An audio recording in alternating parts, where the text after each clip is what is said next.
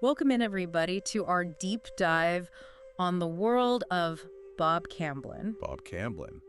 This guy is, he's an artist, but, he managed to get a lot of recognition, Right. but also stay kind of unknown. Relatively unknown, yeah. Yeah, so how do you even do that? That's a good question. What's the secret? Well, we're going to try to figure that out. We've got so much stuff to go through today. We've got excerpts from a book of, his own words. Yeah, Camblin's own words? Some, biographical information, a bunch of art reviews, trying to, get a handle on what his art is even about. Yeah, they're grappling with it, aren't Yeah, and even, a YouTube video transcript where someone's trying to, decode one of his most famous paintings. they? Oh, wow. So, And we also have some historical context, which I think will be really helpful to kind of understand, the artistic landscape that he was working in. totally. Yeah, I'm excited to get into it. It already seems like there's just, these contradictions everywhere. Yeah, absolutely. So where do you even begin with someone like that? Click. Who was Bob Camblin? Well, he was born in Oklahoma in 1928 to a family of artists. Oh, wow. So, The talent was there. it was in the genes already. Yeah, he earned a Fulbright to study art in Italy. And then he went on to teach at prestigious universities like Rice. Oh, wow. But then in 1976, he did something really unexpected. Yeah, he walked away from it all like a stable career teaching. I mean, that's the dream. You would think so. Yeah. Yeah. I could already see why people find him so mysterious. Yeah. And it gets even more interesting. Oh, boy. Even though he had all these accomplishments and, recognition, Camblin rarely sold or exhibited his work. What? It's true. Why would an artist do that? Right. Is that some kind of reverse psychology to get more attention? Maybe he was playing the long game. We don't know. Yeah. It's like he was cultivating this mystery around himself. Almost like he was actively trying to avoid the spotlight. Yeah, it's possible. Why would you do that if you're an artist, though? Well, that's the million-dollar question, right? Was he disillusioned with the art world? Yeah. Did he just not care about, commercial success, or Yeah. did he value the creative process more than anything else? Maybe he was just like, I don't need anybody else. I'm doing this for me. It could be. Yeah. His motivations are really elusive. Like the man himself. Exactly. Well, speaking of elusive, his art is described in these reviews as everything from cryptic to intricate. Oh, yeah. And they mean it. So He worked on all these different mediums, oils, acrylics, watercolors, even painted paper. wow. But there's always this sense that there's more there than meets the eye. Right. There are these recurring themes, metamorphosis, hidden meanings, traps, illusions, the interplay of life and death. I mean, that's a lot to unpack. It is. And kind of dark, honestly. Yeah, but really intriguing, too. For sure. I feel like he's almost challenging us to look deeper, Yeah. to find those layers of meaning. Oh, absolutely. Yeah. Some critics actually compared his drawings, which are incredibly detailed, to the work of Peter Bruegel the Elder, Okay. who is known for his really intricate scenes. Oh, wow. I'm picturing huge crowds of people. Yeah, teeming with life. Okay. Yeah. So tons of detail everywhere. Absolutely. Yeah. There's this one painting that really caught my eye. Working Pose. Working pose. It's a self-portrait. Interesting. And there's so much going on. There's an angel, a skeleton, even some text. Oh, wow. It's like he's inviting us into his process, but also maybe into his mind. Yeah, into his headspace. Yeah, so where do we even start with a painting like that? Well, working pose is a great place to start if we're trying to decode Camblin's visual language. Yeah, what's he trying to tell us? Exactly. And we have some good resources here. The YouTube video and the analysis from Zen and the Art of Enlightenment both offer some pretty interesting interpretations. So how about that angel figure? It's holding a banner with the word cuidado, which is Spanish for caution. Oh, that's interesting. Yeah, what's he saying there? What could be a warning, right? About the risks that come with creativity. It's not all fun and games. Right. Or maybe a reminder that inspiration is a precarious thing. Easy to lose. Yeah, you could lose it in a second. And then there's a skeleton with the pencil. Oh, yeah, that's a powerful image. Right. I mean, skeletons usually represent death, but here it's creating. Yeah, it's engaged in the act of creation. So what's that all about? Well, maybe Camblin is suggesting that even in the face of death, the drive to create persists. Oh, wow. That's deep. It is. It makes you think about art and mortality, Right. how artists deal with that. Yeah, big questions. For sure. And then there's that text, electric cage. Yeah, what do you make of that one? It's definitely more ambiguous, but it makes me think of energy and maybe even confinement. Oh, interesting. Like maybe he's talking about the intensity of the creative process, Hmm. that feeling of being trapped but also energized by your own creativity. Oh, so it's like a double-edged sword. So you've got the angel, the skeleton, the electric cage. It all ties back to those themes of metamorphosis, traps, illusions. It does. It's like this puzzle. Yeah, it's like he's created this puzzle for us to solve. Yeah, and this is just one painting. Right. Imagine all the layers we could uncover if we looked at his whole body of work. Oh, man. Yeah. I mean, it's like every piece is a new invitation to dive deeper into his world.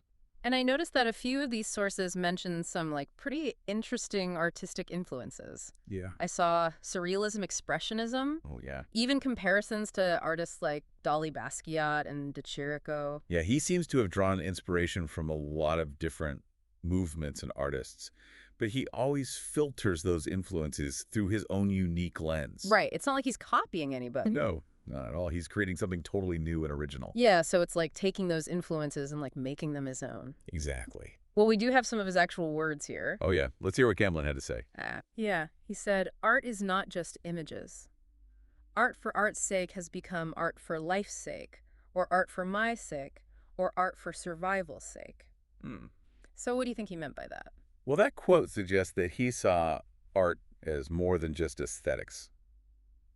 So not just about like how it looks, No, for him, it was about life survival, Mhm. the search for meaning. like really deep stuff. Yeah, he wasn't messing around. Yeah. And he also had some pretty interesting things to say about thinking itself. Oh yeah, like what? Well, one quote that really stood out to me was, "Step off the train of thought." What does that even mean? I think he's encouraging us to move beyond pure rationality, to Right. tap into a more intuitive way of being. So like feeling more than thinking. Yeah, Yeah. exactly. Like sometimes the most profound insights come when we just quiet our minds. Right, like stop overthinking it. Yeah. I can see that. He also had a pretty sharp wit. Oh yeah. One reviewer mentions a quote where he calls a critic a legless man who teaches running. Oh wow. It's funny, but also kind of thought-provoking. I think it reveals a playful side to his personality, Okay. but it also highlights the limitations of criticism, right? Yeah. Like maybe true understanding of art can only come from experiencing the creative process firsthand. Like you gotta get your hands dirty. Exactly. Yeah. So we have this incredibly talented artist who's also deeply philosophical, insightful, and even a bit mischievous. That's quite a combination. It is. But let's get back to that mystery. Why would he dedicate his life to art, but then choose to stay hidden? Right back to that central question. Yeah, what's the deal with that? Well, the sources offer a few different explanations. Some suggest he just valued the creative process more than commercial success. Like he didn't care about the money. Right. He just wanted to create. Exactly. Others speculate that he might have become disillusioned with the art world or wanted to protect his work from exploitation. Oh, so like keep it pure. Yeah. Yeah. And there are also these anecdotes about his unconventional choices, like refusing payment for his art and embracing a nomadic lifestyle. Like he was really determined to do things his way. Oh, absolutely. Yeah. Even if it meant sacrificing fame and fortune. Yeah. It makes you wonder what truly motivated him. Yeah, like what was driving him? Was it a conscious rejection of the art market? Yeah. A desire for creative autonomy? Or maybe even a spiritual quest? This is where I want to hear from you, the listener. What do you think might have driven Camblin to choose obscurity over recognition? We'll explore this question more as we continue our deep dive. Camblin really wasn't afraid to go against the grain, like you said. Yeah. His life and his art both challenge the way we usually think about things. Yeah, for sure. And his quotes really highlight that, unconventional approach. Oh, yeah, for sure. Earlier, we talked about how he said art isn't just about images. Right. But he goes even further with another statement. The visual arts have finally become non-visual. Wow, okay. How do we even make sense of that? Yeah, that's a head scratcher. Is he saying that art isn't about what we see anymore? It does seem to contradict the whole idea of visual art. It's definitely a statement that makes you stop and think. For sure. I think maybe Camblin was pointing to a shift in emphasis. Yeah. Maybe he's saying that in modern and contemporary art, the concepts, the ideas behind the work are becoming more important than what you actually see. So it's more about the meaning than the actual image. Yeah, exactly. Like the meaning takes center stage. Which is kind of weird to think about. It is. But I can see how that might apply to some of the art movements that were happening when he was creating. Oh, totally. Think about movements like conceptual art, Mm. where the idea is the main thing. Right. And the physical artwork is just a way to get that idea The across. tool, shoot. Right. Camblin was creating during a time when the art world was like super experimental. Oh, yeah. It was a time of huge change. Yeah, and it seems like he was right there in the middle of it all. Oh, absolutely. He was definitely engaged in those conversations, pushing boundaries. He was ahead of his time in a lot of ways. Yeah. There's another quote that really stuck with me. I didn't learn anything new, but I know a lot more now. Oh, yeah. That one's great. It's Ye- like a paradox. Right. But I think it points to a deeper understanding of learning and knowledge. He's Yeah. suggesting that real knowledge isn't just about getting new facts, Okay. but about understanding what you already know on a deeper level. So it's about like making connections, Yeah, and seeing things from a different angle. like those aha moments when you suddenly see something in a new way. Exactly. Yeah. You're not necessarily learning new information, Right. but you're seeing familiar things in a totally new light. It's like everything clicks into place. That's it. And for an artist like Camblin, who was always exploring these themes of illusion and hidden meanings, Right. that process of discovery and reinterpretation had to be like central to his work. Yeah, I think you're right. Okay, I have to ask about one more quote. Okay. This one's both intriguing and a little mischievous. He said, "Fool the eye, fool the mind." That's a good one. Hmm. What do you think he's getting at there? I don't know. It's like a riddle. Yeah, it is a bit of a riddle, but I think it speaks to Camblin's fascination with illusion Yeah. and how we perceive things. Okay. He knew that what we see isn't always the truth, Right. Our eyes can deceive us. Exactly. Mhm. And by playing with that visual perception, Yeah. he could also mess with our mental perception. So like make us question our reality. Yeah. Yo. And that totally fits with those themes of traps and illusions we see in his art. Oh yeah, it's like he's creating these visual puzzles to make us think he's not making it easy for us. He's not. He's playing with our expectations. Like just when you think you've got it figured out, Yeah. he throws in another twist. He keeps us guessing. It shows how skilled he was and how well he understood human psychology. Absolutely. He was a master of his craft. Yeah, for sure. Speaking of layers, Camblin's own artistic journey seems to have unfolded in phases. Oh yeah, like his style changed over time. Exactly. He went through different periods. It was influenced by different things. I saw some abstract expressionism, surrealism, even a little daddyism. Yeah, it's like he was taking in all these different artistic languages and transforming them. Making them his own. Yeah, forging his own unique path. His early works seem really focused on brushstrokes, vivid colors, texture. It's almost like he was trying to capture pure emotion on the canvas. Yeah, just raw energy. Exactly. Like he was exploring the essence of form and color. Experimenting with different techniques. Pushing the boundaries. Yeah. But then there's a shift. Oh, really? Yeah, his work becomes more intricate, more layered, Okay. more focused on symbolism and those hidden meanings we were talking about. I wonder what caused that change. Well, his time in Italy could have been a major influence. Okay. I mean, he was surrounded by Renaissance art and history. Right. Think about all the symbolism and allegory in the work of masters like Michelangelo and Raphael. Yeah, that's true. Maybe that exposure made him want to explore those elements in his own art. And we can't forget about his interest in Zen philosophy. Right? Zen emphasizes intuition simplicity Yeah. and a direct experience of reality. That must have shaped his artistic vision, too. Oh, absolutely. He was moving away from just the visual and going deeper into philosophical and conceptual territory. That evolution seems most clear in his Mouches Volantes style. Oh, yeah, the Mouches Volante style, which he developed in the 1970s. Yeah, it's so unique. It's a fascinating technique. It translates to flying flies or floaters. Flying flies, that's kind of cool.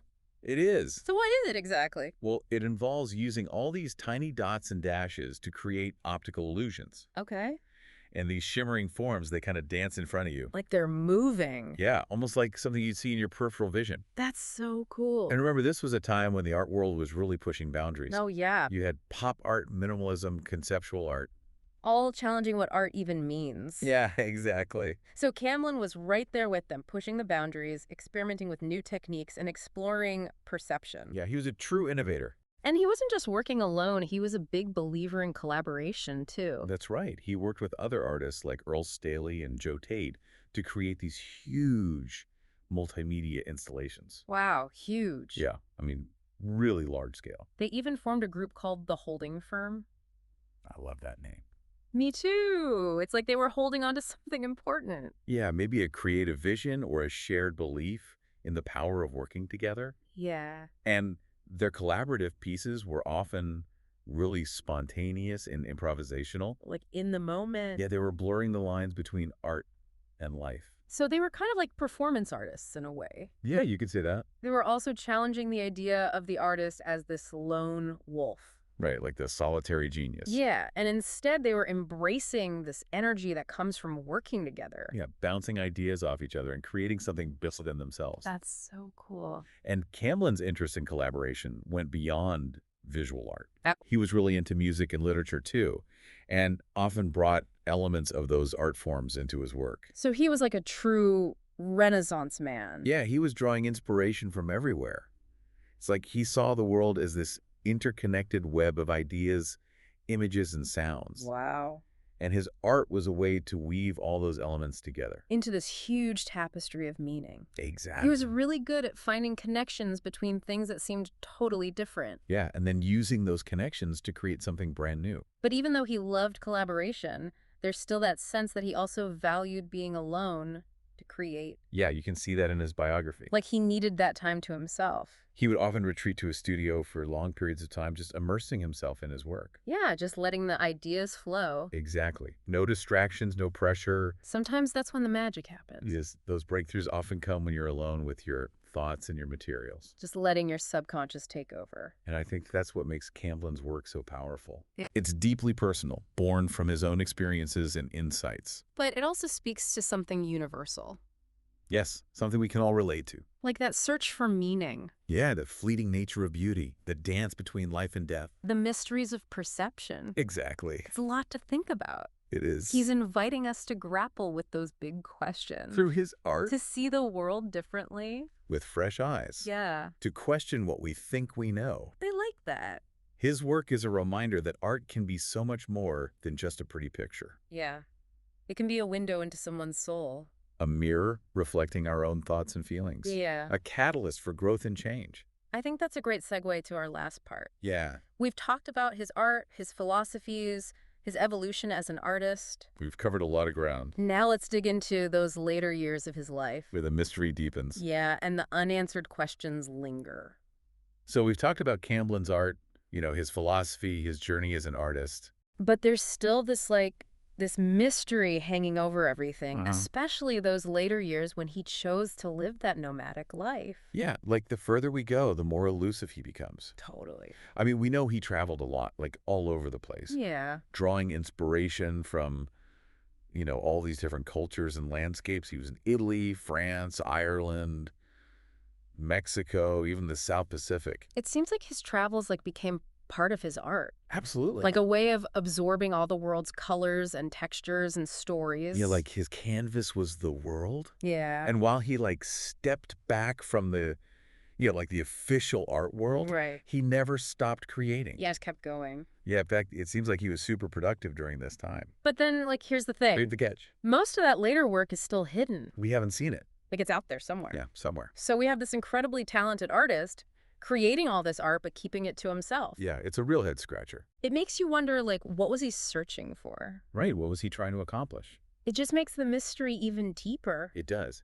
It raises more questions about his motivations. Yeah. Was he doing this on purpose? Right. Was this all part of the plan? Was he trying to create this mystique? Yeah, or was he just content to create for himself without needing anyone else's approval? Yeah, maybe he didn't care about fame or recognition. Or could there be another explanation? Is possible. Maybe he was protecting his work from the art market. That's an interesting thought. He didn't want it to become just another commodity. Right. He wanted to keep it pure. Yeah, I remember he often refused to take money for his pieces. Yeah, he would barter or just give them away as gifts. It's like he was rejecting the whole idea of art as a business. Yeah, there's a certain integrity in that choice, Yeah, sticking to his principles. A commitment to his vision above all else. It makes you rethink what it means to be a successful artist. It does, right?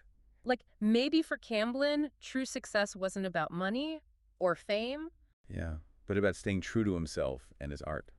It's a good lesson for all of us, really. It is. It's tempting to romanticize his choices, like he was rejecting the modern world's obsession with wealth and status. Yeah, but we have to remember he was a complex person. Right. We can't really know what was going on in his head.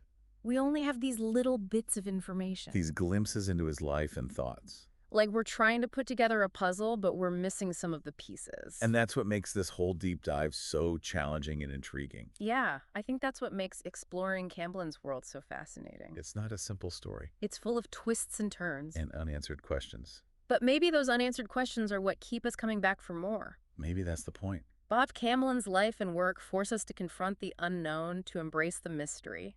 He makes us think differently about art, about success, about creativity itself. He reminds us that true art comes from a place of deep personal expression A willingness to explore the unknown. and a commitment to creating even without needing anyone else's approval. As we wrap up our deep dive into the mysterious world of Bob Camblin, Yeah. I'm left feeling a deep respect for his uncompromising spirit Yeah, me too. and his dedication to his craft. We may never fully understand him. But that's okay. The journey itself has been amazing, It has. and I hope our listeners will keep exploring Camblin's work. Yeah, dive into those intricate details, Those hidden meanings. those layers of complexity. Camblin once said, "Fool the eye, fool the mind." Let his art challenge your perceptions, Yeah. expand your awareness, and awaken your own creativity.